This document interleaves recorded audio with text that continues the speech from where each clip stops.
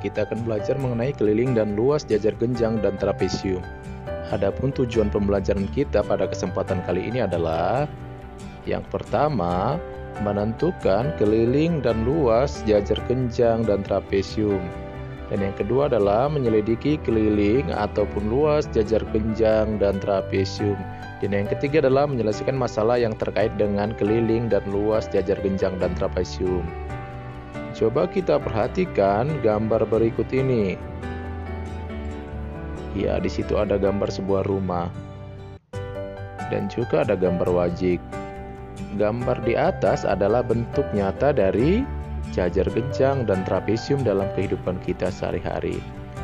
Coba kamu sebutkan apa saja sifat-sifat dari bangun datar, trapesium, dan jajar genjang tersebut. Salah satu sifat dari jajar genjang adalah dua sisi yang berhadapan sama panjang dan sejajar, serta sudut-sudut berhadapan sama besar. Nah, berikutnya kita akan mengaitkan luas jajar genjang dengan persegi panjang. Coba kamu perhatikan gambar berikut ini, yaitu adalah gambar sebuah karpet, di mana Udin memiliki karpet berwarna biru berbentuk jajar genjang dengan alasnya adalah A dan tingginya adalah T satuan. Karpet tersebut akan digunakan untuk menutupi sebuah lantai yang berbentuk persegi panjang, di mana persegi panjang ini ukuran panjangnya adalah A dan lebarnya adalah T. Bagaimanakah caranya Udin menutupi persegi panjang tersebut? Coba kamu potong bagian yang memiliki garis putus-putus, yaitu sepanjang garis tinggi karpet tersebut. Sehingga nanti potongan karpet tersebut menjadi seperti gambar berikut ini. Nah, potongan bagian yang telah terpotong itu coba kamu tempelkan di sisi kanan karpet. Sehingga nanti bentuk karpetnya dapat menutupi lantai yang berbentuk persegi panjang tadi. Dari ilustrasi singkat tadi dapat diambil kesimpulan bahwasanya luas karpet sama dengan luas lantai, di mana luas lantai di situ berbentuk persegi panjang sehingga panjang kali lebar. Sehingga luas jajar genjang tadi dengan alas A dan tinggi T dapat dituliskan luas sama dengan alas kali tinggi. Jadi luas jajar genjang adalah alas kali tinggi. Nah, dari rumus tersebut coba kamu hitung berapakah luas dan kelilingnya dari bentuk jajar genjang berikut ini.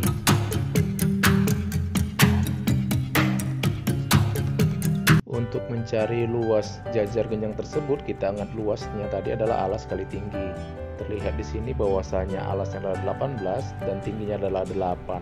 Maka cukup kita kalikan luas sama dengan 18 dikali dengan 8. Hasilnya adalah 144. Untuk mencari kelilingnya kita cukup menjumlahkan semua sisinya. Hanya saja di situ ada satu sisi yang tidak diketahui, maka kita harus menggunakan rumus Pitagoras untuk mencari sisinya. Untuk mencari sisi yang kita tidak diketahui, maka kita tuliskan X kuadrat sama dengan 8 kuadrat tambah 6 kuadrat. Nanti kamu peroleh nilai X-nya adalah 10. Sehingga keliling dari jajar genjang tersebut adalah 2 kali 18 tambah 10 atau 2 kali 28, hasilnya adalah 56 cm. Selanjutnya kita akan bahas mengenai trapesium. Perhatikan gambar berikut ini. Di situ ada gambar sebuah rumah. Adakah bentuk trapesium di gambar tersebut? Di bagian mana kamu menemukannya? Coba kamu sebutkan lagi sifat-sifat mengenai trapesium. Nah, sekarang bagaimana cara kita mengubah bentuk trapesium ini menjadi bentuk jajar genjang? Sekarang perhatikan langkah-langkahnya. Coba kamu buat satu lagi trapesium yang sama bentuk dan ukurannya dengan gambar pertama. Perhatikan gambar yang Bapak buat di sebelah kanan. Nah, sekarang dari trapesium yang sudah kita buat satu lagi itu coba kamu balikkan salah satunya sehingga nanti kita gabungkan menjadi bentuk jajar genjang. Ingat kembali rumus luas jajar genjang itu alas kali tinggi. Lihat di situ alasnya adalah A tambah B dan tingginya adalah T. Karena trapesium adalah setengahnya, berarti luas trapesium adalah setengah dikali A tambah B dikali tinggi, atau luas trapesium itu adalah jumlah dari dua sisi jajar kali tinggi dibagi 2. Selanjutnya coba kamu tentukan berapakah keliling dan luas dari trapesium berikut.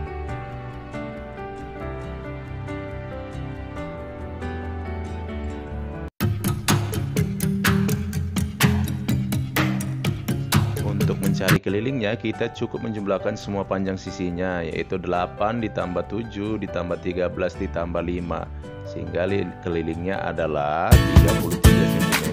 Sementara untuk luasnya adalah, untuk mencari luasnya kita gunakan rumus tadi, jumlah dua sisi sejajar dikali tinggi dibagi 2, sehingga hasilnya adalah luas dari trapesium tersebut adalah 42 cm². Selanjutnya, mari kita menyelesaikan masalah yang terkait dengan keliling atau luas jajar genjang ataupun trapesium. Mari kita selesaikan permasalahan berikut. Perhatikan gambar berikut. Pak Udin memiliki gubuk di persawahan yang atapnya berbentuk jajar genjang dengan luas 4 meter kuadrat. Berapakah ukuran tinggi dari atap tersebut?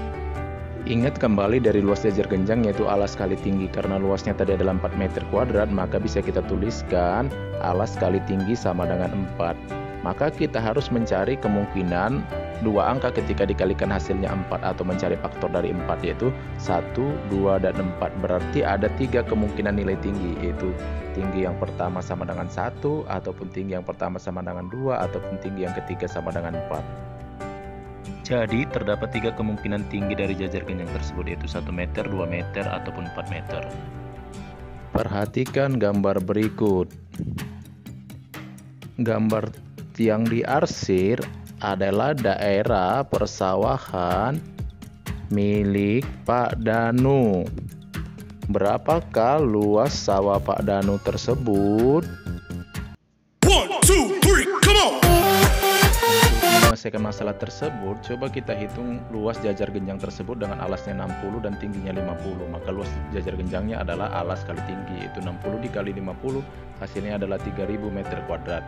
Selanjutnya carilah luas kolam ikan. Karena kolam ikan di situ tidak diberitahu ukurannya, maka kita bisa sembarang memisalkan ukuran kolam tersebut. Misalkan jumlah dua sisi sejajarnya adalah 10 bapak buat, kemudian tingginya adalah 4, maka luas kolam adalah, sehingga luas kolam adalah 10 dikali 4 kita bagi 2, sehingga luas kolamnya adalah 20 meter kuadrat. Jadi kemungkinan pertama luas sawah Pak Danu adalah 3000 meter kuadrat, kita kurangkan dengan 20 meter kuadrat, sehingga luas sawah Pak Danu kemungkinan pertamanya adalah 2980 meter kuadrat.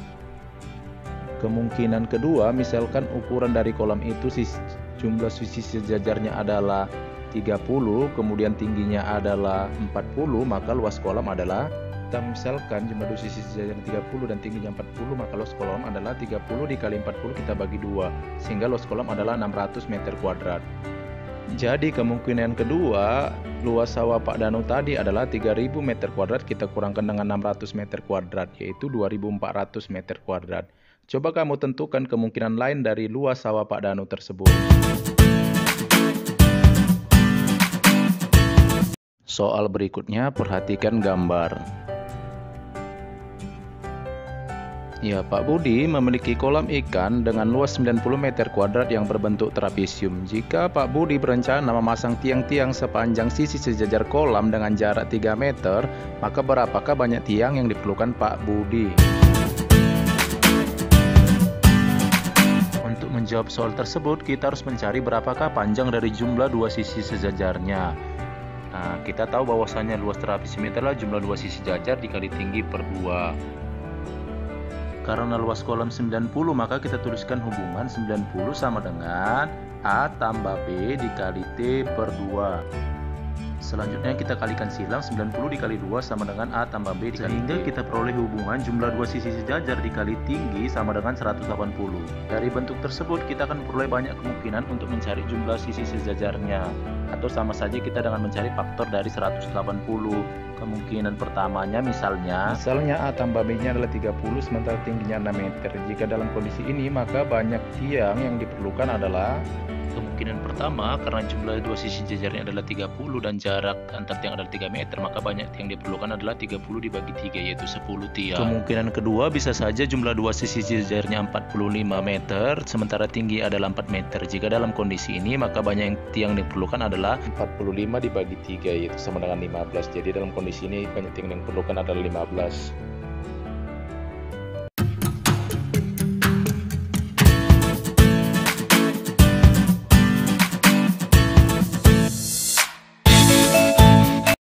Perhatikan gambar berikut.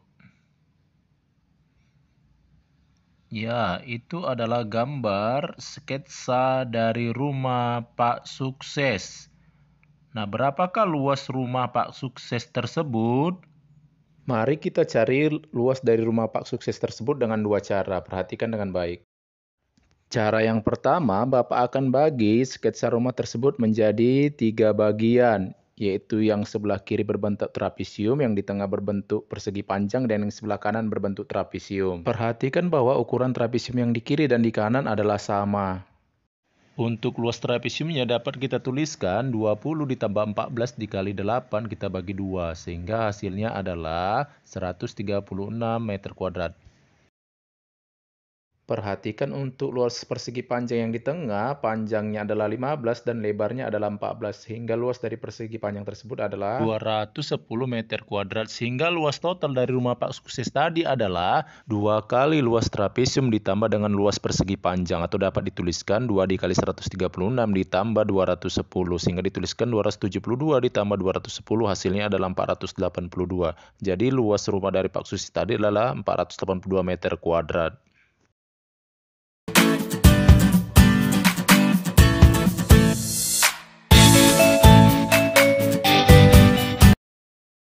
Untuk cara kedua, Bapak akan bagi sketsa rumah dari Pak Sukses tersebut menjadi 3 bagian, yaitu persegi panjang, kemudian 2 segitiga yang di atas.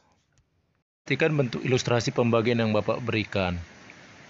Sehingga nanti kita peroleh persegi panjangnya tersebut, panjangnya 31, lebarnya 6. Kemudian untuk segitiga, alasnya adalah 8 dan tingginya adalah 6. Sehingga kita harus mencari masing-masing dari luas bangun datar tersebut. Untuk luas persegi panjangnya kita akan peroleh yaitu panjang dikali lebar sama dengan 31 dikali 6, sehingga luasnya adalah 186. Untuk luas segitiga di atas yaitu kita buat alas dikali tinggi per 2, sehingga dituliskan 8 dikali 6 per 2, sehingga hasilnya adalah 24. Karena ada 2 segitiganya, berarti luas total 2 segitiga di atas adalah 2 dikali 24, yaitu 48. Hingga total dari luas rumah Pak Sukses tadi adalah luas persegi panjang ditambah dengan jumlah 2 luas segitiga, sehingga kita tuliskan 434 ditambah 48, yaitu sama dengan 482. Jadi luas total dari rumah Pak Sukses adalah 482 meter kuadrat.